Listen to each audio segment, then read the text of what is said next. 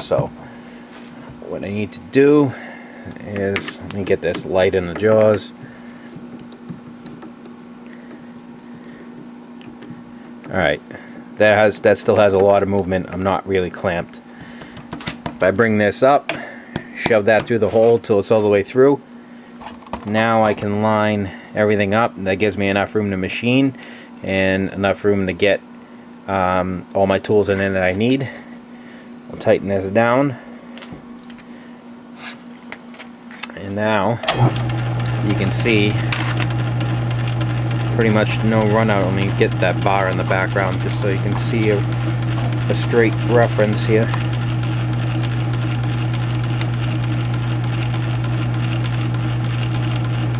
Little to no run out in there. I wish I can get that a little better. I know I can get that better.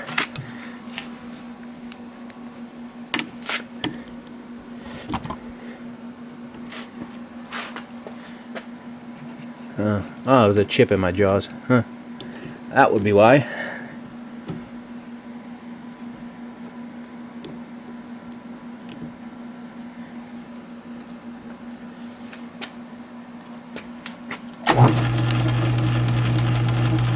There you go. That's better. There's run out on this, but there's no run out on the face, or very little run out on the face. And if I really wanted to, let me set up a dial indicator. Alright, I have this indicator mounted on that machine surface. Actually, I don't want to pull from the chuck.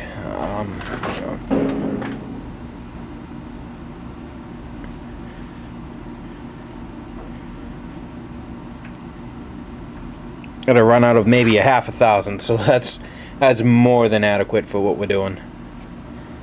Yeah, that's without adjusting the chuck at all, so you can see how accurate you can get it. Just like that if you have a decent chuck. Alright, now we're getting ready to cut our thread. I have my part down to the 9/16 diameter that I need, and I have the shoulder cut. It's double the width of my parting blade. You'll see why once we're done, because we have to drill a oil hole in that, and I need a flat spot to do that. Now we're going to be cutting 9/16 by 18 Tpi thread.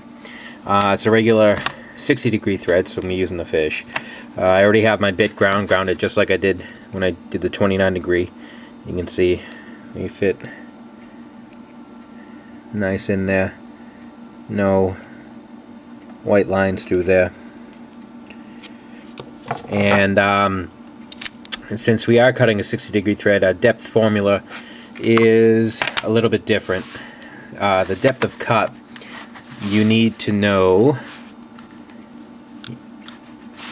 this formula here, which your depth equals your pitch times 0.64952. And your pitch equals 1 divided by your TPI, so it's 1 divided by 18 for us. So 1 divided by 18,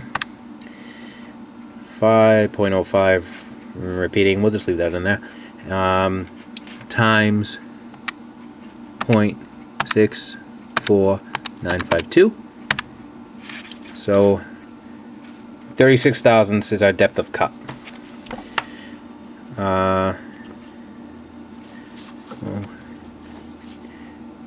Of course my pen don't want to write no more.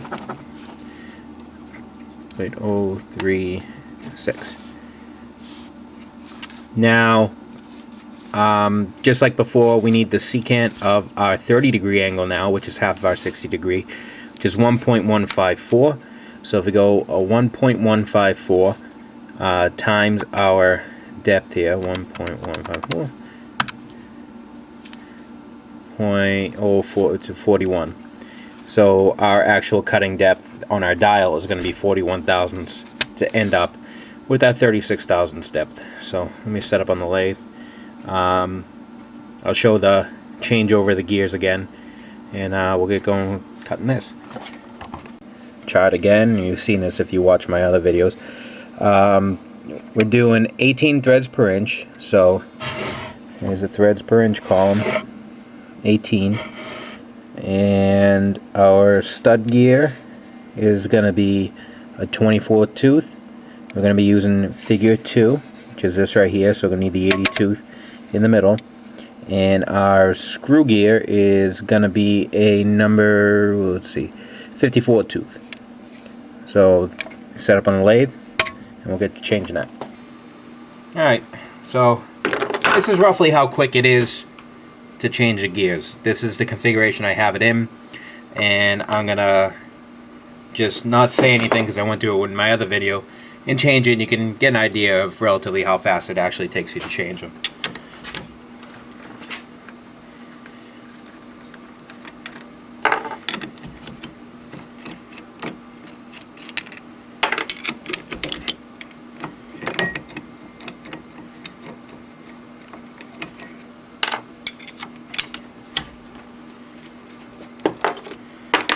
This comes off. That comes off here.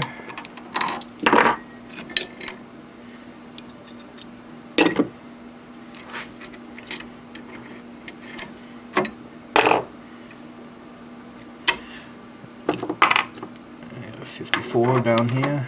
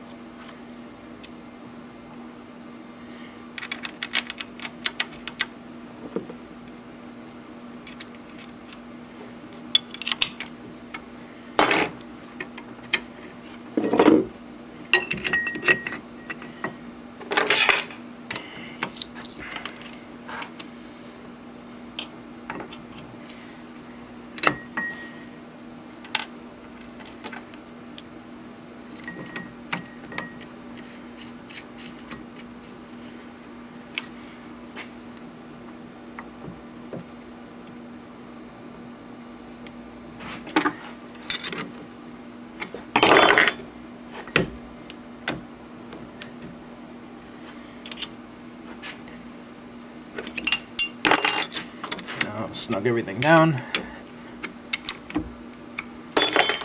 and there you go. That's how fast it roughly takes, and you can see I got the spacing right because it's nice and quiet. If you want to take a little bit of your lube, and there you go. Obviously it takes longer than a quick change, but it still doesn't take that long, especially after you get used to it. Okay, we're set up in the lathe here. I have my tool mounted and on center. That's flat against the stock.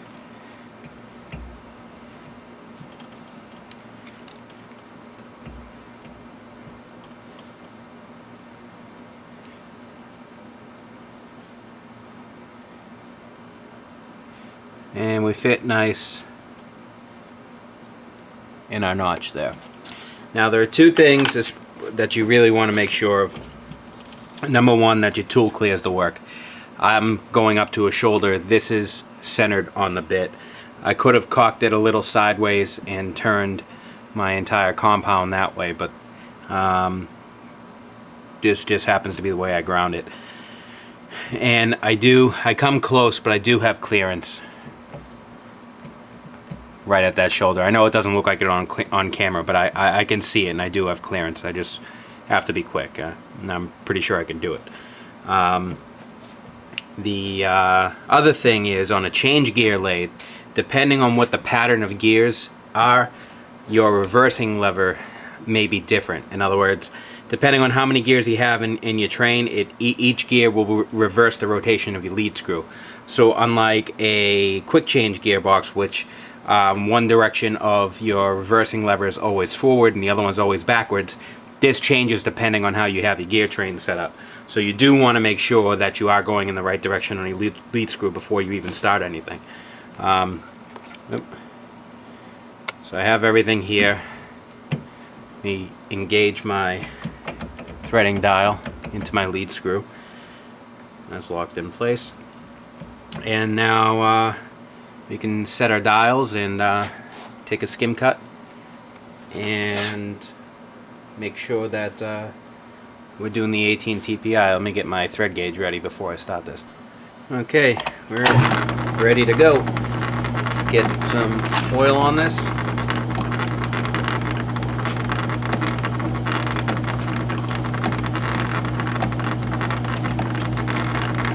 I'm only going to feed in a couple of thousandths here. I just want to skim cut. I can catch any number or line.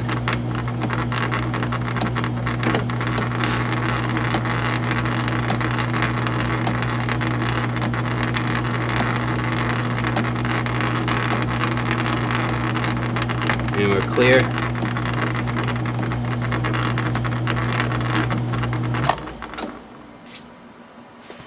I don't know if let me get it a little bit better to show up on camera here.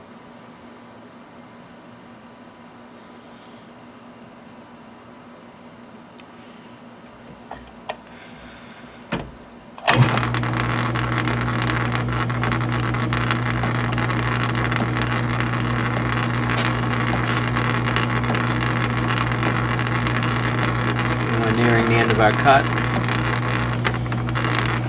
Yeah, now we got a nice skim cut on there that you can see with the camera here. Hang on a second. Grab that gauge. There we go. We got you a little closer so you can see. There's my skim. It's my thread gauge here. You can see they line up nice. So we are at 18 threads per inch. The good thing too, that's going to make our life a lot easier, is I have an actual 9/16 18 TPI nut that we can use as a thread gauge to be able to check everything. Well, let's continue our game plan here.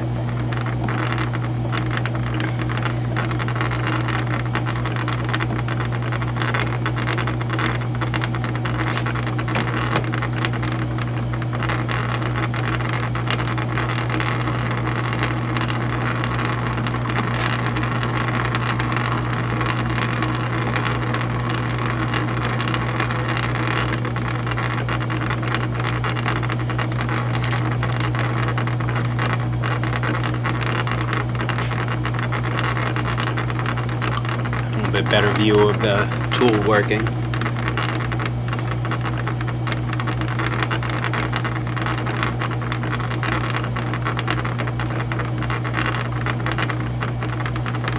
Wait for a number or a line.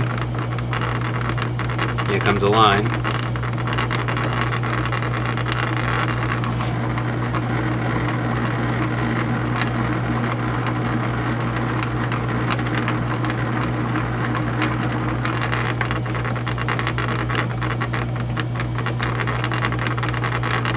Compound back to 0, or cross slide back to 0 rather, sorry about that.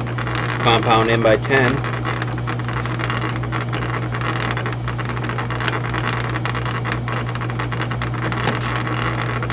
Caught a number this time, as you can see we're right in the thread groove.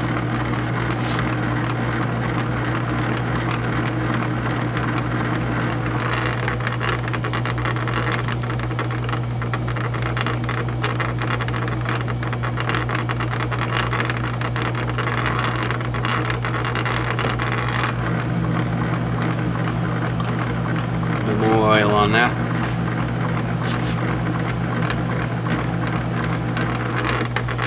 Okay, my next cut's going to be at the same setting.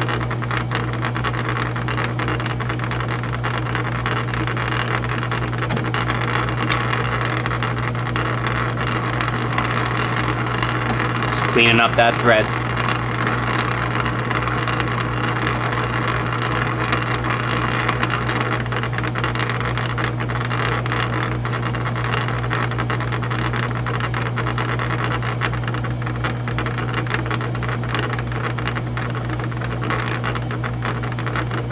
Wait for a line here.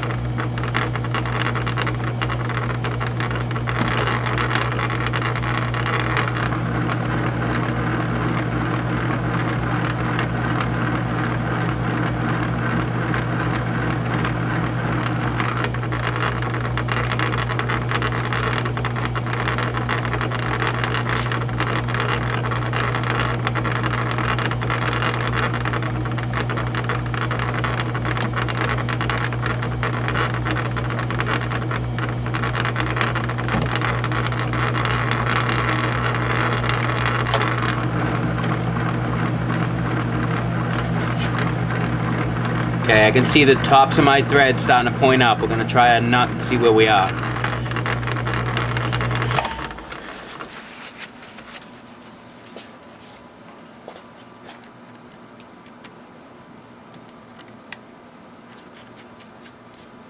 There we go. We're slightly tight there. We thread on nice and we get tight right there. So I'm going to take another spring cut, and then that should pretty much give us what we need. And then I'll chamfer the end, and should be done with this.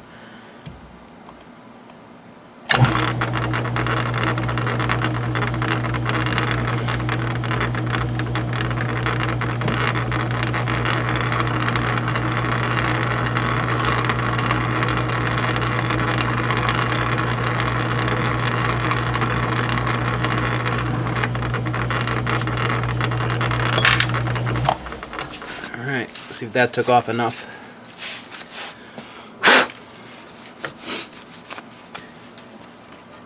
A lot of times what I like to do too is take an old toothbrush, brush all the garbage out of those threads before you try your nut.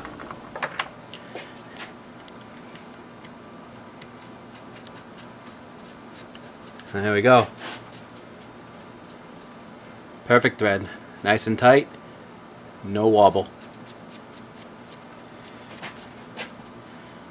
Let me chamfer this end so we get a nice start.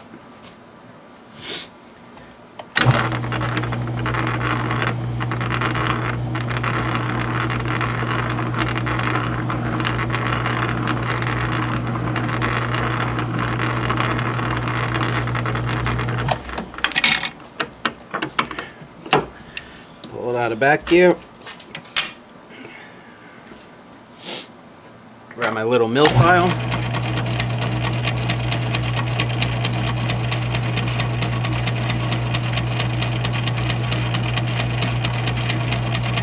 Just very, very lightly kissing the top, so that way there, usually you raise up a little burr on the top, gets that out of the way, and that chamfer on the end gives us a nice start to our nut all the time, so you don't have to have it exact, it'll self-align. And that's pretty much our bushing. The only other thing I gotta do is add a little chamfer here, which I can, if I have enough room, I can use this tool bit to do.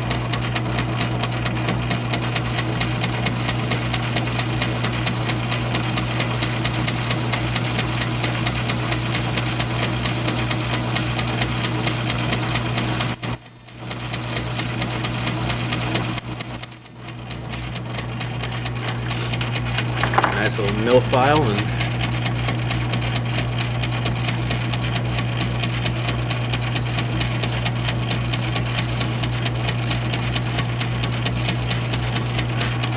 kiss up that edge.